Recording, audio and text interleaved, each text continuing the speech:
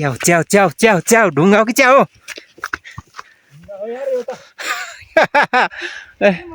के च्याउ हो के हो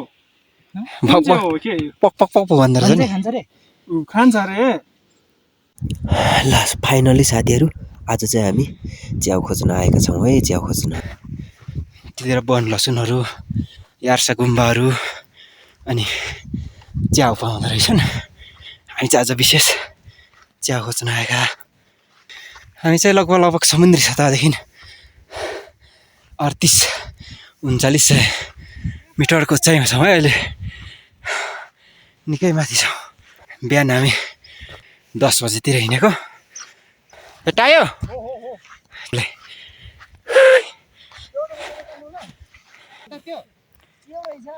त्यत्रो ठुलो हुँदो रहेछ है खानै च्याउ हो नि यहाँ ल्याउ न ल हाम्रो दाइले चाहिँ चेक गर्दै हुनुहुन्छ है च्याउ हो रहेछ खाने च्याउ नै रहेछ है थाहा पाउँदैन मैले ओके हो रहेछ ढुङ्गा कस्तो बुक्कै पाउडर जस्तो देख्छ कतिलो झन् 1 केजी जति परेछ नि अलिकति छैन समाउनु म गएर आउँछु टपमा छ बे समाउनु न फेरि पनि केटोले ल्याउँछ कि ल च्याउ खोजाइ कार्यक्रम चाहिँ है पर त्यो डिलमै बसिरहेको थिएँ आउँदै होलान् आउँदैछन् झोला छैन गुरुङ दाइको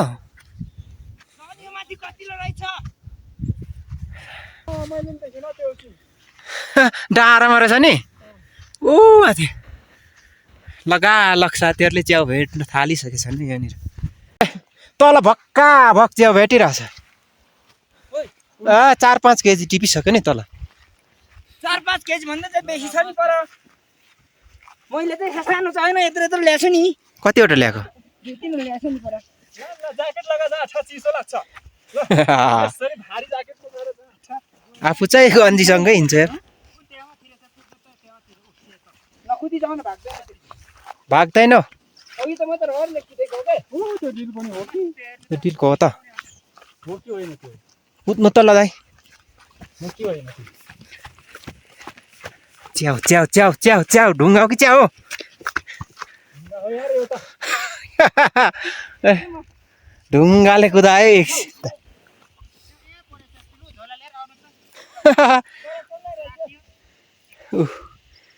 खै गुरुङ दा कहाँ जानु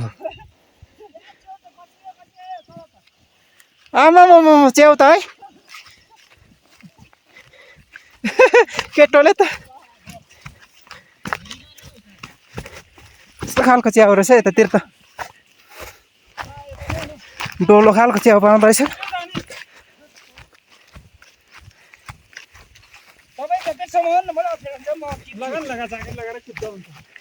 नबाजिकन टिप्नु न हौ रहेछ है केटोले एक भारी बनाइसकेछ नि तल तल तल होइन ऊ पर तिखेर के अरे चेम्फर कि तिखेर अरे ऊ कुदिरहेछ गयो फिल्लिली गइरहेछ झोला लिएर आउनु हौ दाइ गुरुङ दाइ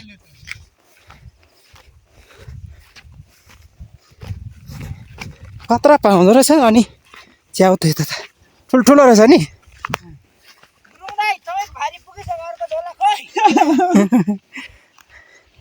भारी पुगिसक्यो है च्याउले त ल यहाँ हेर्नु है च्याउ यसले त मान्छे हाने भने त ढल्छ त ढल्छ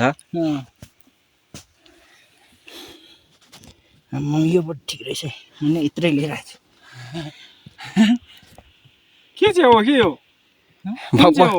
पक पक पक भन्दो रहेछ नि खान्छ रे खान्छ रे पोहोर यस्तै ल्याउनु भएको थियो तपाईँहरूले त्यत्रो लिएर आएको थियो के यी चाहिँ हो नि यस्तै एउटा फोटो खिचौँ छाता भएको आउनु गुरुङ दाइ हाम्रो गुरुङ दाइ आउँदै हुनुहुन्छ त्यहाँ नि भारी पुगिसक्यो जिम्बु चाहिँ फेरि कहाँ पाउँछ नि? माथि त्यो बादलहरू भएको ठाउँतिर जाउँ। त्यो त भारी पुगो त नि बुढा काण्डै पुगो त नि। मेरो त्यहाँ हेर्नु न कस्तो परिमाण कस्तो छ। खाने च्याउ हो कि के हो कि अचम्मै लाग्यो मलाई यत्रो च्याउ अचम्मै छ। खानै च्याउ हो खाना चाहिँ बास्ना है बास्ना त मिठो छ नि। फेरि कुकुरको गु चाहिँ खानु नपरोस् है त्यति मात्र लगेर सोध्नु लगाउँ सोधेर मात्रै होइन होइन भयो नि त अनि सक्यो त। पूर्वे भेगको मान्छेलाई थाहा छैन नि फेरि यस्तो च्याउ यता यो यो पनि हाम्रो मसला त्यो जिम लसुन बन लसुन हो। पानी खाने होला उ त्यो डाँडा जाने लु जाउँ त्यो डाँडा पानी खान जाउँ। त्यो ठुलो झोला भएको केटाहरू चाहिँ कहाँ गएछन्? आउँदैछ हो के आएको छैन ऊ त्यहाँ पानी खानु पर्यो क्या माथि मनमै जान्छ। माथि जाउँ न माथि त्यो डाँडामा चाहिँ त्यो त धुलो छ फोहोरी पुग्छ त्यो त।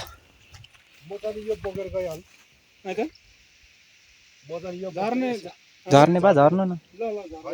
त्यो तपाईँको झोला चाहिँ अझै के अरे च्याउ भेटियो भने त फेरि के भयो के छ तिमी ए ल ल झर्दै गर्नु तपाईँ। सोध्नु है सोधेर समयमा फोन गर्नु मलाई।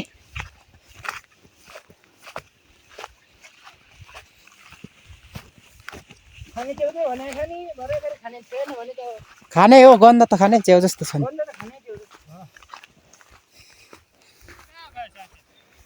भक्का भक एकैछिनमा भारी पुग्यो हो एकैछिनमा है ल भक्का भक च्याउ भेटेपछि एकै भारी भयो लगभग 10-12 केजी जति भयो एकैछिनमा। अब अझै हामीले भेटाउँछौँ होला।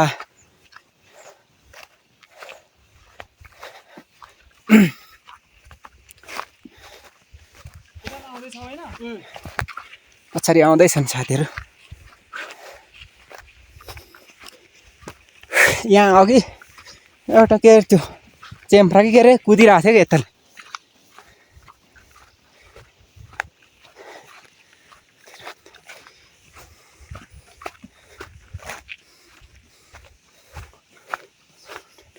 बनाइहाले यस्तो दामी फुल फुलेछ कि। अब हामी चाहिँ यहाँ परतिर टक्कै पानी छ डिलमा पानी छ अलिक मास्तिरसम्म जान्छौँ होला है भनेर चाहिँ भनेका छन् दाइहरूले।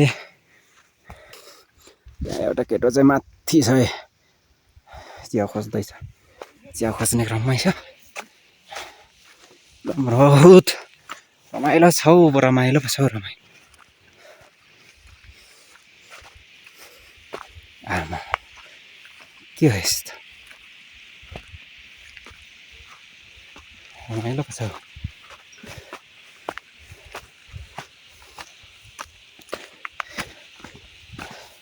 अद्भुत यो पानीको मुहान रहेछ यहाँ यो डिलमै निस्केको पानी खान आइरहेछौँ है।